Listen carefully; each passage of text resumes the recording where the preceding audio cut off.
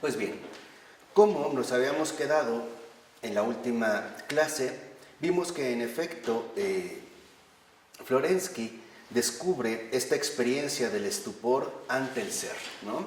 Esta apertura en la cual la imagen viviente hace mella en el alma, ¿no? La estructura infantil del alma.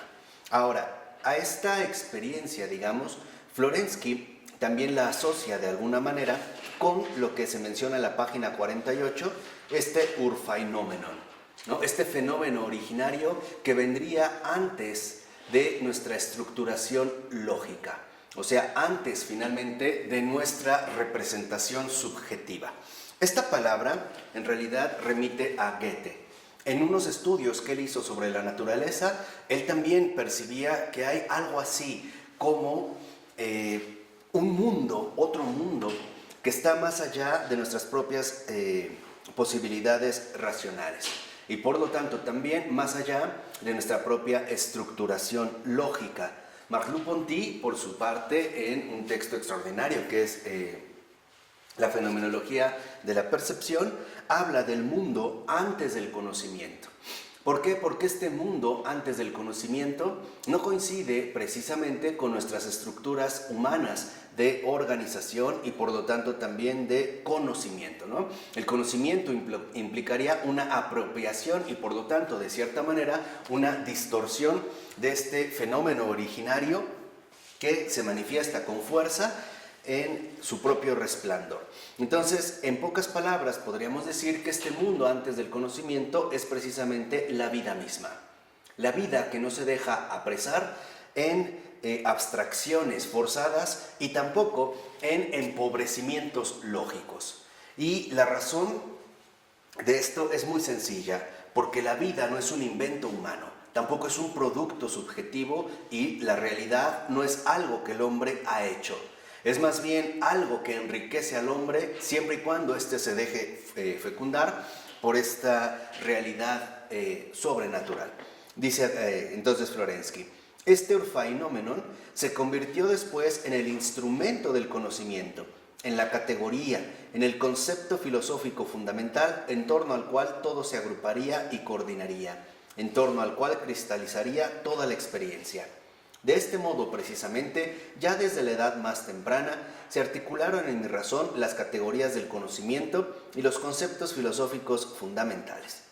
El sucesivo esfuerzo intelectual, posteriormente, no solo ha servido para afirmarlos y profundizarlos, sino que por el contrario, ya desde el principio, con el estudio de la filosofía, los ha estropeado y oscurecido, no aportando nada a cambio, sino es un sentimiento de amargura. O sea, este sentimiento de amargura proviene justamente de la abstracción racional que el hombre trata de establecer como el único patrón definitivo de comprensión. Y genera amargura porque en último término no satisface esta sed de infinito que el alma tiene y que la realidad misma en este sentido le aporta.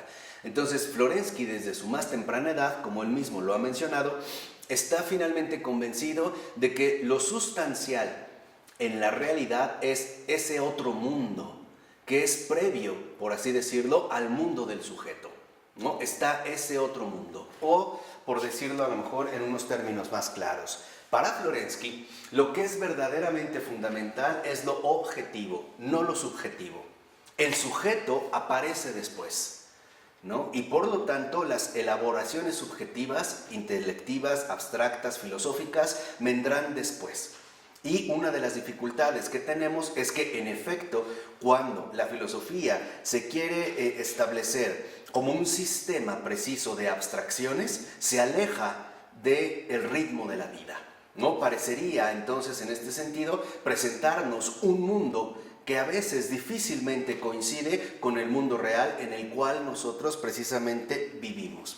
Dice a continuación, pero mientras me iba imbuyendo progresivamente en los conceptos fundamentales de una concepción general del mundo e iba elaborándolos lógica e históricamente, descansaba ya sobre un terreno firme. O sea, para Florensky, este terreno firme es justamente ese otro mundo, ¿no? El mundo invisible que parece anunciarse precisamente a través de esta realidad que nosotros percibimos. Y cuando me examiné a mí mismo, descubrí que este terreno firme era el mismo sobre el que caminaba desde la más temprana infancia. Después de tantos vagabundeos intelectuales, el círculo se cerró y resultó que yo me encontraba en el antiguo lugar. Verdaderamente no me había topado con nada nuevo, sino que simplemente recordé. Sí, recordé aquellos fundamentos de mi personalidad que se habían formado desde la misma infancia, o hablando más justamente, era el germen originario de todos mis desarrollos espirituales, desde las primeras luces de mi conciencia. Entonces, aquí vemos cómo, antes de estas primeras luces de la conciencia, antes, vamos a decir, del conocimiento, está el reconocimiento. O sea, la recepción de la realidad.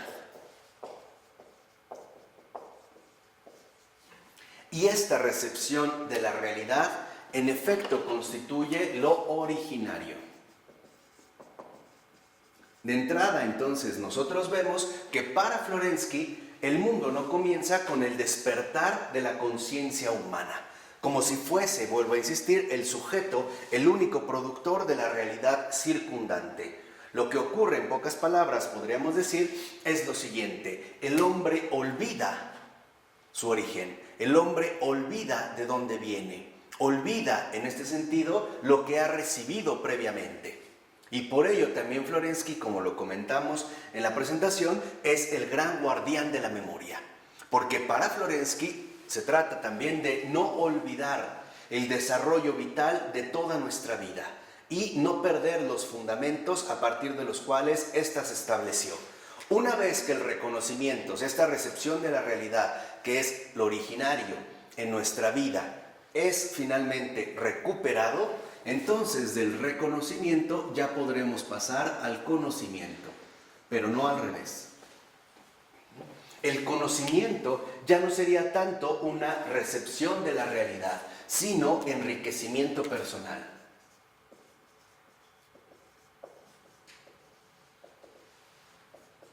Y aquí podríamos entender un poco la dinámica entre el sujeto y el objeto.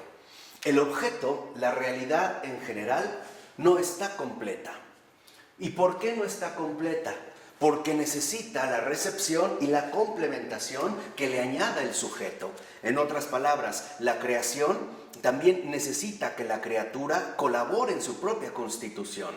Y viceversa, el sujeto está vacío si no tiene una realidad previa que lo alimente, ¿no? Es tanto como hablar entre alimento y estómago. La realidad es el alimento, pero se requiere un estómago que lo procese, que lo digiera y que finalmente lo asimile y se enriquezca de todos los nutrientes que de hecho le son aportados. Entonces, el objeto, es mudo. Y es el sujeto el que está llamado a darle voz. ¿Cómo le va a dar voz? A través precisamente de este enriquecimiento personal que nosotros llamamos conocimiento, la indagación reflexiva de este mismo objeto. Y en cambio, si solo pensamos en un sujeto sin objeto, estamos hablando también de un estómago vacío. No tiene finalmente con qué nutrirse. Por ello es fundamental para Florensky que nosotros no olvidemos cuál es la génesis fundamental de nuestra propia conciencia humana. O sea que la racionalidad, en este sentido, se ha visto finalmente alimentada por la realidad preexistente al sujeto. O sea, la creación es previa a la criatura. Y la criatura está llamada a enriquecer finalmente esta misma creación a través de su propia aportación. Entonces, este enriquecimiento personal, que es originario, aquí aparece como una aportación secundaria.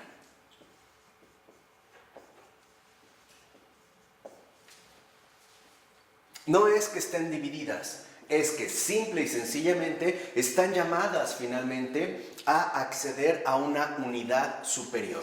¿no? Esta sería, digamos, la unidad superior en este sentido que se está precisamente buscando. Y para Florensky es esta unión fundamental entre lo originario y lo secundario lo que define de manera clara el símbolo.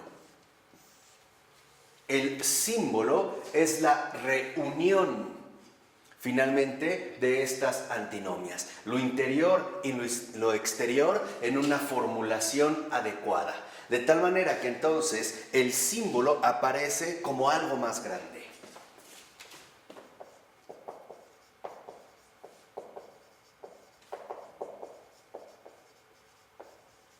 Y por lo tanto nosotros podríamos decir como una transapariencia. O sea, la apariencia no falsa, no engañosa de la realidad concreta trasluce y nos muestra algo mayor que lo que ella misma es. Y en este sentido, el símbolo como algo más grande, como una transaparencia, como algo que va más allá de lo aparente, de lo inmediato, sería precisamente la dimensión espiritual.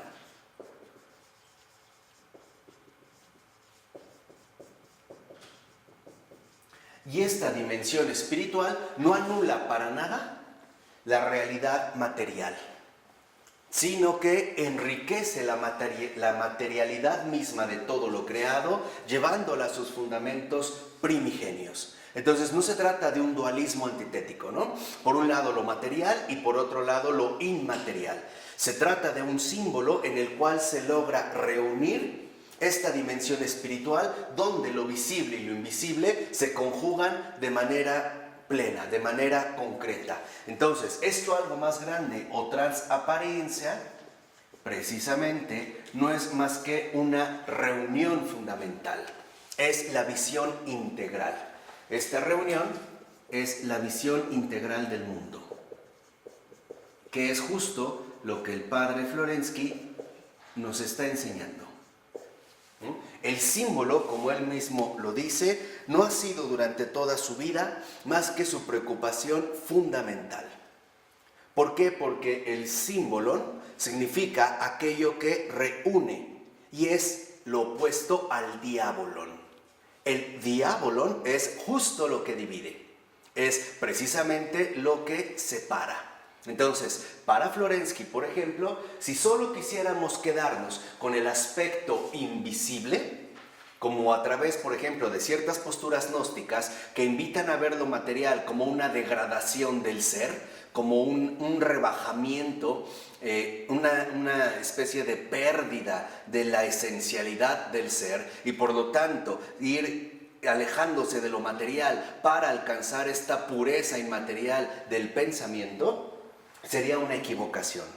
Lo mismo, si solamente nosotros quisiéramos dirigirnos por la vía materialista que anularía esta dimensión no material, caeríamos entonces en una mera cuestión empíricamente pobre, o por decirlo así, empíricamente incompleta. De tal modo que entonces el símbolo es precisamente el medio a través del cual Florensky intenta captar y transmitirnos la riqueza inagotable de todo lo real. Entonces, el símbolo, ¿no?, manifiesta esta riqueza inagotable de todo lo real.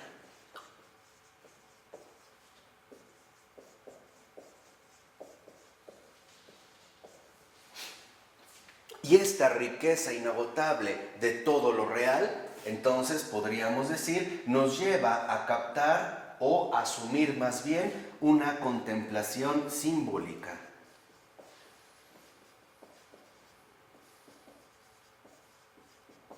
Intuir, incluso también podríamos decir, ese plus, ese más que está latente y presente de manera real y concreta en la realidad.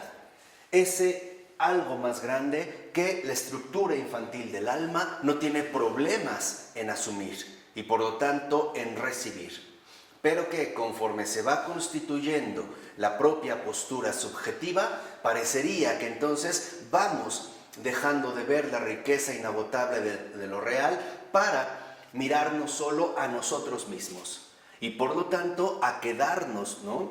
Reducidos a nuestra propia postura subjetiva.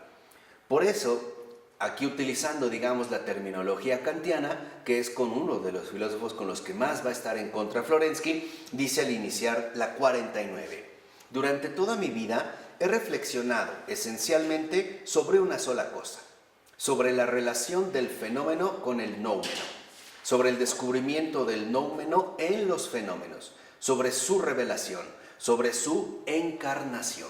Entonces, aquí lo que vemos es que esta riqueza inagotable de todo lo real, es decir, el símbolo, en efecto es revelación, encarnación. El símbolo, en este sentido, en tanto revelación, es descubrimiento. El símbolo quita aquello que cubre finalmente este velo, ¿no?, que cubre el rostro de Dios, como lo decía Griffiths en este texto que leímos la ocasión anterior. En ese texto, esta revelación quita el velo que cubre, vamos a decirlo así, nuestra percepción inmediata, mostrándonos o haciéndonos, digamos, patente el otro mundo, el mundo invisible. Y la encarnación del símbolo significa que ahora, precisamente, esta manifestación puesta al descubierto alcanza un nivel real de concreción. Esto es, no se queda únicamente limitado a las cuestiones intelectuales o abstractas, sino que se encarna en la realidad misma de todo lo creado. Recordemos nada más brevemente que para Kant el fenómeno y el noumeno son dos ámbitos completamente opuestos. Para Kant el fenómeno es aquello que el sujeto puede captar gracias a su propia constitución subjetiva y especialmente a las categorías, ¿no?, del entendimiento puro. Entonces, a través de ello, dirá Kant, nosotros podemos percibir fenómenos. Pero el noumeno, en pocas palabras, el en sí de las cosas, está más allá de nuestras propias facultades cognoscitivas. O dicho brevemente, para Kant podemos conocer fenómenos, pero la esencia del fenómeno está más allá de nuestras posibilidades del conocimiento. Para Kant, tanto el fenómeno como el noumeno en realidad están formadas siempre en una relación. Entonces, para Florensky, esta reunión, esta visión integral del mundo, en efecto constituye una relación viva. El carácter simbólico de todo lo creado constituye, de hecho, su esencia fundamental. Es una relación viva cuyo carácter fundamental de revelación y encarnación pone al descubierto esta riqueza inagotable de todo lo real mejor dicho, de manera concreta, en una situación absolutamente concreta. Y es justo esta revelación-encarnación la que nos hace patente y accesible a través de una contemplación simbólica, ¿no?, esta riqueza inagotable de todo lo real. O sea, la conjunción fundamental tanto del reconocimiento primigenio como del conocimiento posterior o del cual también nosotros llamamos, en este sentido, participación del hombre.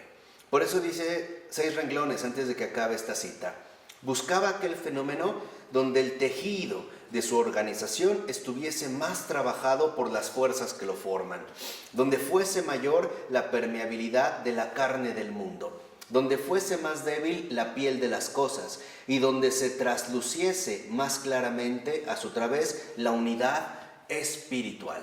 Entonces, lo que vemos en último término es que esta reunión, esta relación viva que en efecto está dada en el símbolo, es justamente la unidad. Es la apertura fundamental para captar la unidad en la cual se manifiestan todas y cada una de las cosas creadas. Y esta unidad es fundamental para no desviarse del camino acertado.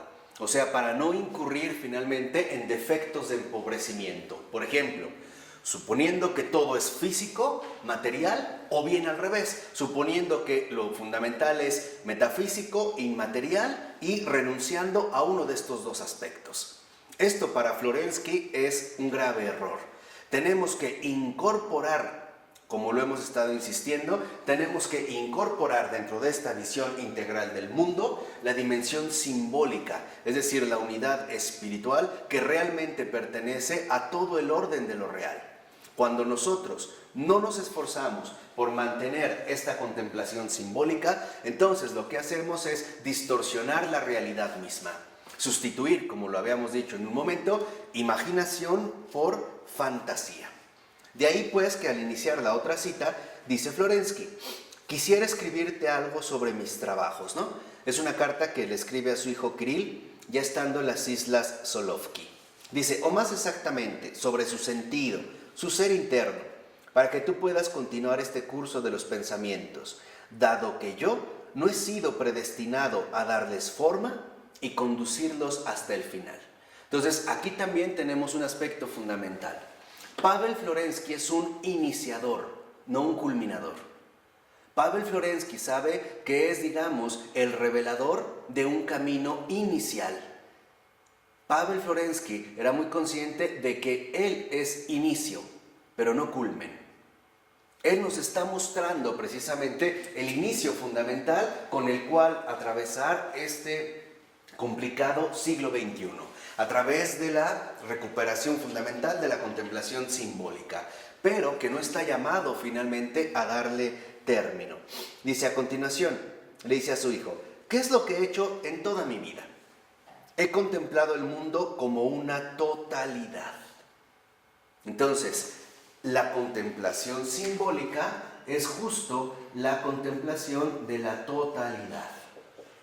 Que vuelvo a repetir, para nosotros hoy en día es bastante complicado acceder a esta contemplación simbólica porque ya estamos bastante habituados a la fragmentación, ¿no? A esta fragmentación en todos los ámbitos de nuestra vida que nos lleva a tener bastantes dificultades cuando, por ejemplo, intentamos captar esta totalidad, ¿no? Este símbolo pleno. Para nosotros ya es mucho más sencillo captar partes, relacionarnos con fragmentos y no captar la fuerza de la totalidad ahí en cualquiera de sus manifestaciones. Esto Baltasar lo decía a su manera, diciendo que era necesario captar el todo en el fragmento. Captar siempre esta totalidad que envuelve a cada una de las cosas en una realidad superior, ¿no? En una altura finalmente espiritual. Por eso le sigue diciendo Pavel Florensky a su hijo Kirill, contemplar el mundo como un cuadro único y como una realidad, pero en cada momento dado, o más precisamente en cada etapa de mi vida, la mirada ha partido de un ángulo diverso. ¿Qué es lo que habíamos dicho? El relativismo entonces aparece cuando invertimos el orden real de las cosas y suponemos que el sujeto es el que establece dicho orden. Por ejemplo, hoy decimos que cada cabeza es un mundo o que todo depende del punto de vista del cual se percibe, ¿no? Cada quien asumirá, digamos, la propia posición para dar cuentas de esta realidad. Florensky lo que nos recuerda es que él ha asumido en cada etapa un ángulo diverso. ¿Por qué un ángulo diverso? Porque la realidad es en ese sentido inagotable, precisamente por ser una unidad que nosotros no podemos dominar por completo. Y esto requiere un acercamiento enriquecedor a partir de diversas perspectivas. Aquí es donde vemos también, de cierta manera, el carácter fenomenológico de Pavel Florensky.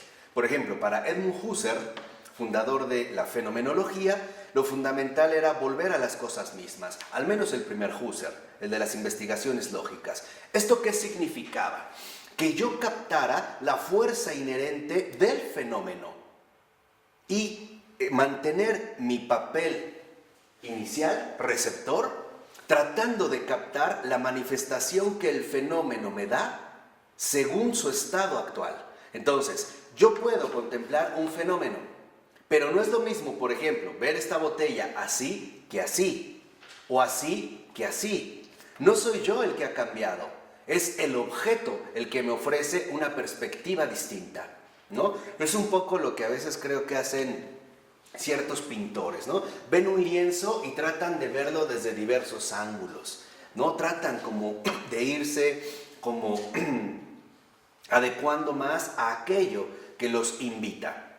O como a veces gente, yo no sé si realmente interesada o qué, que va a un museo y se hace para atrás, lo ve de acá, se alza, se levanta, mira, ve, o sea, como que en realidad creo que ahí ocurre lo contrario. Quisiera reducirlo todo a esta perspectiva.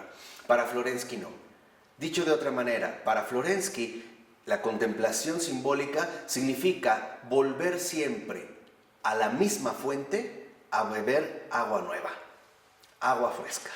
Es esto, el retorno a la fuente originaria del significado real de todas las cosas, o sea, del mundo integral. ¿No es la misma fuente? Sí, pero es un agua fresca, es un agua nueva, es una donación distinta. Y dice en los últimos 4 renglones, este cambio, ¿no?, estos ángulos diversos, se debe a la incesante dialéctica del pensamiento. O sea, el cambio de las superficies desde las que se investiga, en la permanencia de la orientación hacia el mundo como totalidad. Entonces, ¿qué es, digamos, lo que libra a Florensky del relativismo? El tener siempre presente la totalidad.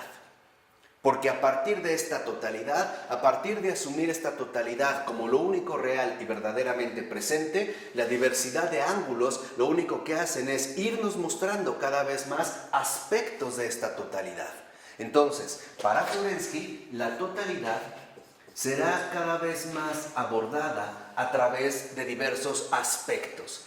Y estos aspectos, en efecto, involucran entonces perspectivas. Pero ojo, son perspectivas que no nos invitan a cambiar precisamente la orientación fundamental. Otra cosa muy distinta sería que perdiéramos de vista, ¿no?, la realidad en tanto totalidad y entonces consideráramos que las cosas son según como yo las veo, o sea, dándole prioridad finalmente al sujeto. Para Florensky no, para Florensky la totalidad es finalmente integración. Y al tener en cuenta esta totalidad, el perspectivismo relativista desaparece, porque ahora solo se trata de que estos aspectos que se van revelando, que se van descubriendo poco a poco, involucran también asumir la perspectiva adecuada. Es un poco, vamos a poner este ejemplo, esta imagen, como cuando a una persona le señalas algo en un paisaje a la distancia y no lo ve, lo tienes que mover de perspectiva, ¿no? No miraste para acá, agáchate, mira ahí. O sea, encontrar la ubicación adecuada para percibir mejor aquello que viene de allá, que sería justamente esta totalidad como integración plena. O sea, como lo habíamos mencionado aquí, como unidad. ¿De acuerdo? ¿Sí? ¿Ya se va complicando un poquito más o vamos bien? Ahí vamos. Dicen las 50, al terminar esta cita, pero mirando siempre ellos la aparición, la manifestación de lo general. Entonces, aquí está el aspecto fundamental. Estos aspectos, ¿no?, que nos transmite, que nos descubre la realidad misma y estas perspectivas, en realidad están profundamente vinculadas con la manifestación de lo general.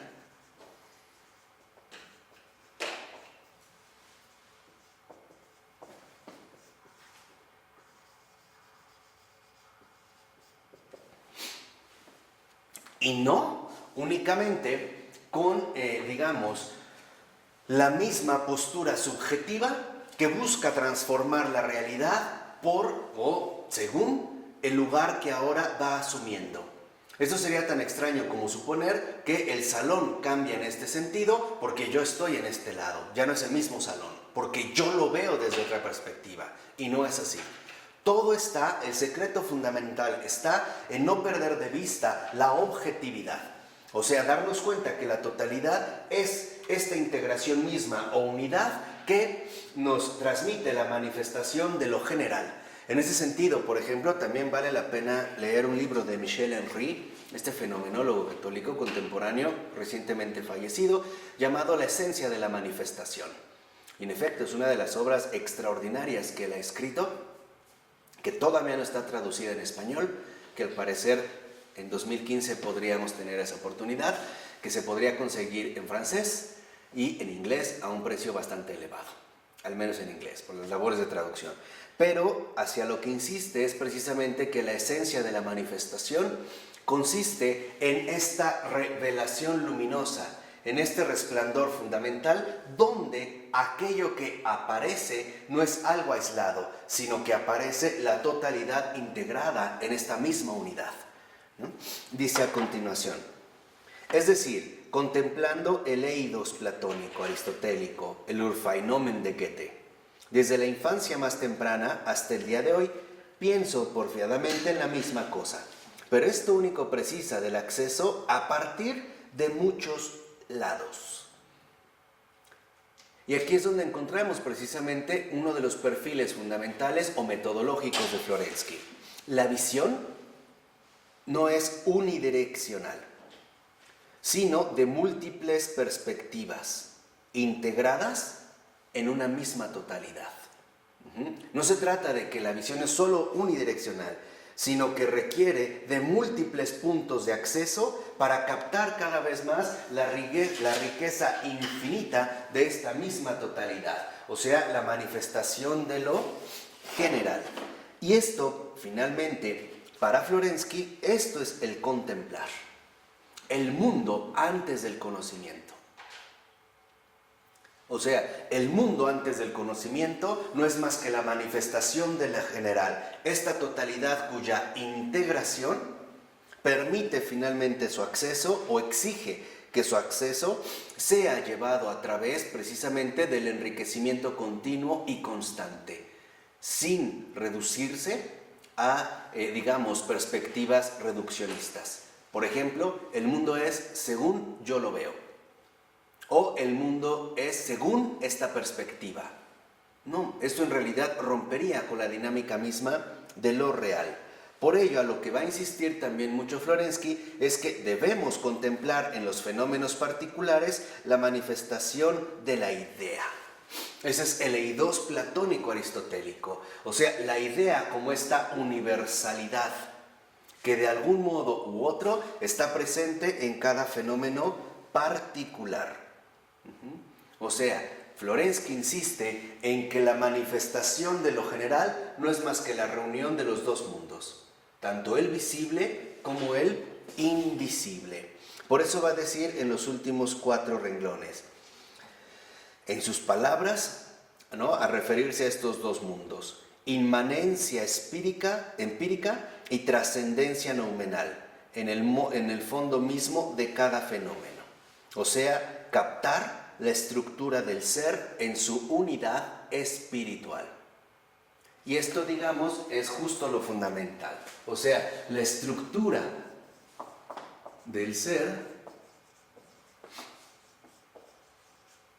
en cuanto tal depende de su unidad espiritual.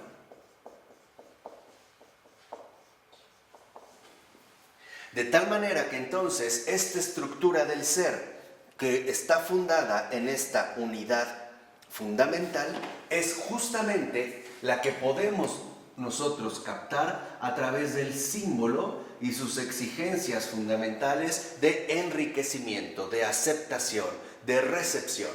Y este símbolo, entonces, a su vez, involucra que la contemplación supere la división. El símbolo exige integración. Si es con J, ¿verdad? ¿Exige? ¿Con G? Exige integración.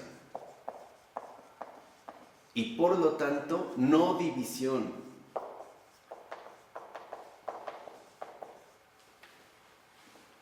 Es justo esta exigencia de integración la dinámica misma de lo simbólico. El símbolo nos lleva a reunir cada vez más, ¿no?, los aspectos aparentemente dispersos en una visión integral del mundo y por lo tanto a la luz de la totalidad. Entonces, para Florensky, en este sentido, el símbolo es luz, luz de integración, completamente opuesto a la oscuridad de la división. En este sentido, podemos decir entonces que si el símbolo exige integración y por lo tanto excluye cualquier posibilidad de división, el hecho de acceder al camino simbólico involucra también el acceso a esta luz de integración fundamental. Entonces, lo simbólico trae la luz del todo, la luz de la totalidad, nos lleva a la luz de la unidad, ¿no? Luz de integración y por lo tanto iluminación de unidad.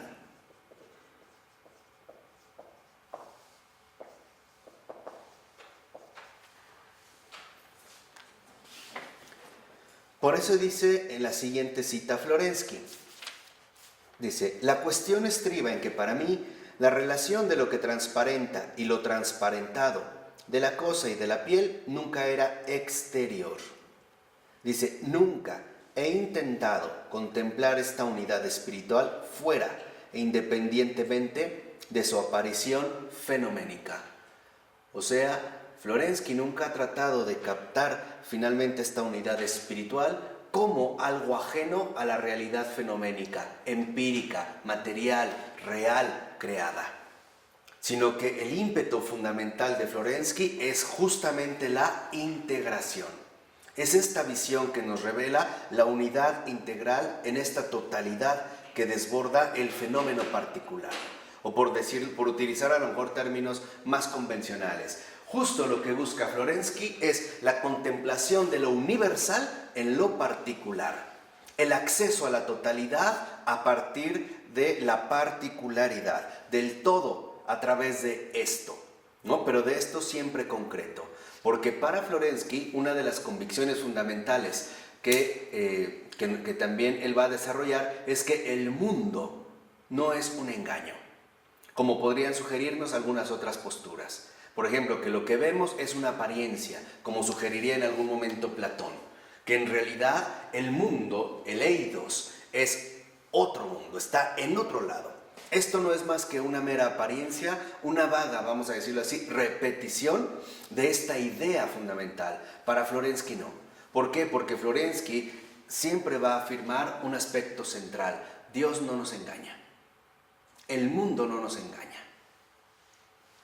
Todo consiste en adquirir la perspectiva adecuada, o sea, en recuperar finalmente la perspectiva simbólica. Lo creado no es un engaño.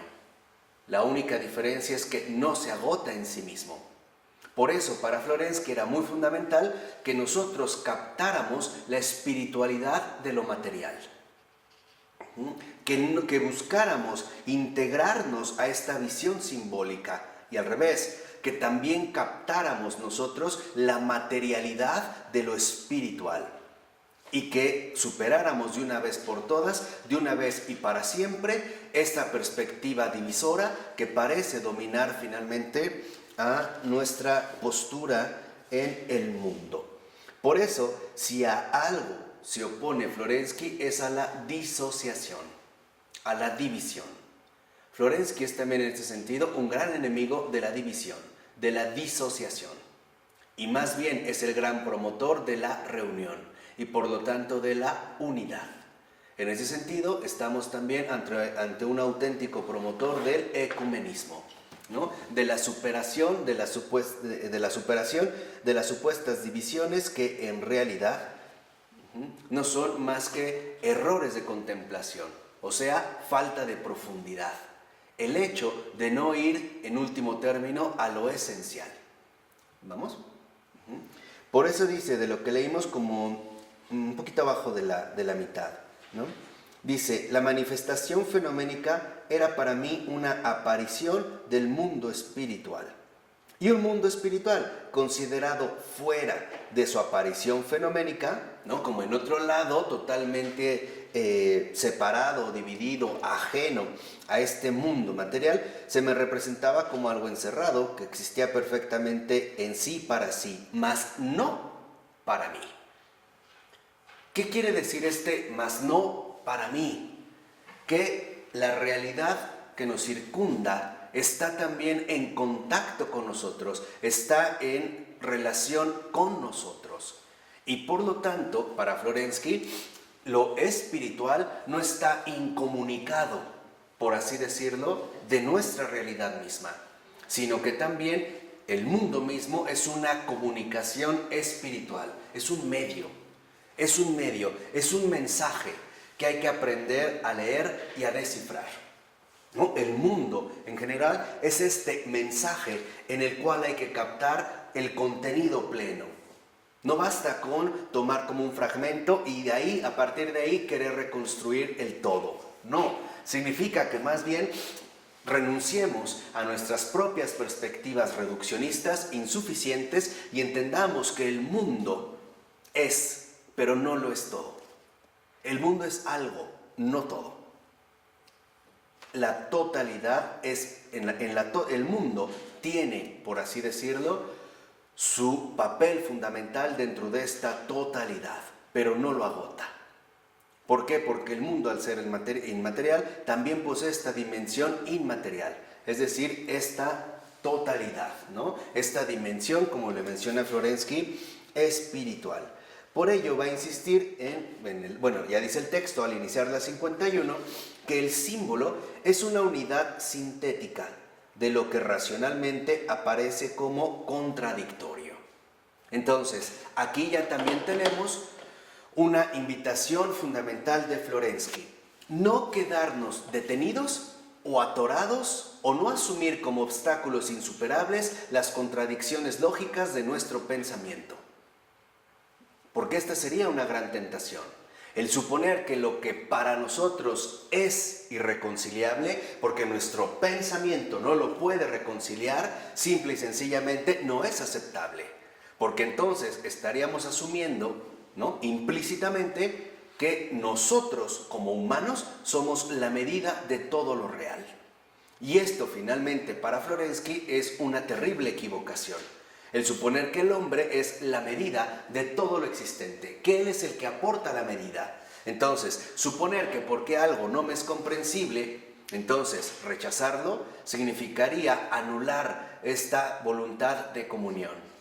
Sería en este sentido rechazar entonces este ímpetu de unidad. Por eso, para Florensky es fundamental que nosotros también nos demos cuenta que esta exigencia, ¿no?, el símbolo, esta exigencia de integración, de no división, luz de integración, iluminación de unidad, implica entonces un esfuerzo de penetración.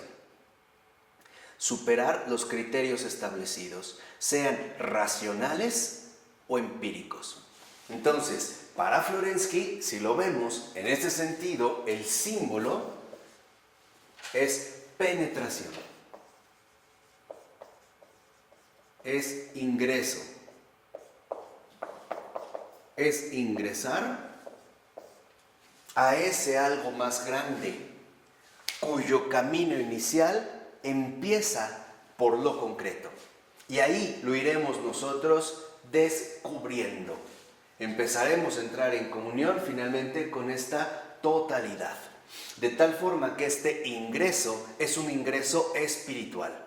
Entonces, para Florensky, no se trata de que dejemos lo empírico o lo racional.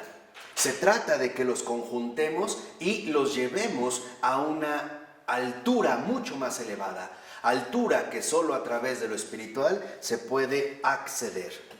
Por eso, para Florensky, esta penetración, lo dice a partir del tercer renglón de esta 51, ¿no? Esta penetración es un acceso místico sensible al fondo del ser.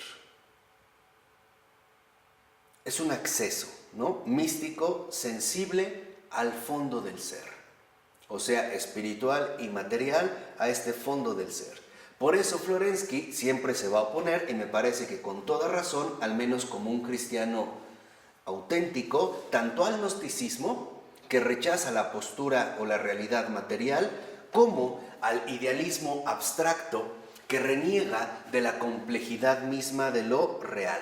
O sea, a Florensky, lo mismo que por ejemplo a Henri de Lubac, le molestan las simplificaciones cobardes. Estos ejercicios de simplificación, donde a veces quisiéramos presentar la realidad de manera muy sencilla y por lo tanto dejando de lado la enorme complejidad, o sea, el ahorro de esfuerzos. Y esto también es un rasgo fundamental del católico. El católico no puede escatimar esfuerzos. No puede dar por hecho, por ejemplo, que lo que vive es algo tan simple y tan sencillo como a él le gustaría. Es finalmente esta, ¿no?, dimensión espiritual, que es la contemplación simbólica, penetración, ingreso, que requiere en efecto un gran crecimiento, que requiere finalmente una gran elevación. ¿Se acuerdan cuando lo habíamos presentado anteriormente?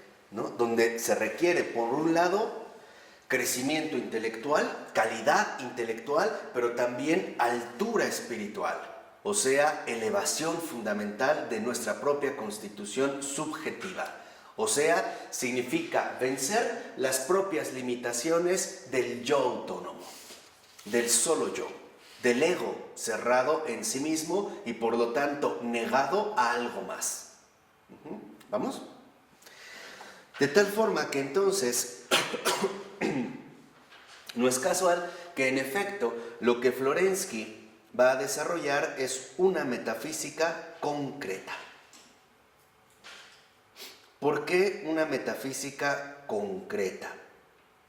Porque esta metafísica concreta significa que en efecto logra revelar la materialización del espíritu y también la espiritualización de la materia. Esta sería justamente la metafísica concreta. Él, por ejemplo, ¿no?, lo dice en unas palabras muy simples lo que estamos mencionando. En los dos últimos renglones de esta cita dice Florensky: yo quería ver el alma, pero yo quería verla encarnada. En la 51. ¿Ya lo vieron en esos dos últimos renglones? Dice, yo quería ver el alma, pero yo quería verla encarnada. O sea, nada de que el alma es una realidad completamente inaccesible o incompatible en esta situación carnal o material, ¿no? Es tanto como decir, yo quería ver la idea, lo invisible, pero lo quiero ver en lo material, en lo invisible, ¿no? Este es anhelo de voluntad de comunión. Y de hecho, en gran medida, esta es la enorme fuerza de Pavel Florensky, su invencible voluntad de comunión. Por ello, va a decir finalmente Florensky que lo que él mantiene como símbolo, esta voluntad de comunión, es en último término una exigencia de simbolismo, exigencia finalmente de concreción.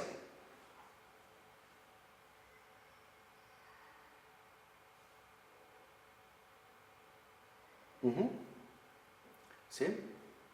Vamos a dejarle hasta aquí para que en la siguiente clase podamos todavía seguir profundizando precisamente en esta exigencia de simbolismo, en esta dimensión simbólica que Florensky va desarrollando de manera gradual y bastante profunda. ¿Están de acuerdo? Sí. Bueno, gracias. En nombre del Padre, del Hijo y del Espíritu Santo. Amén.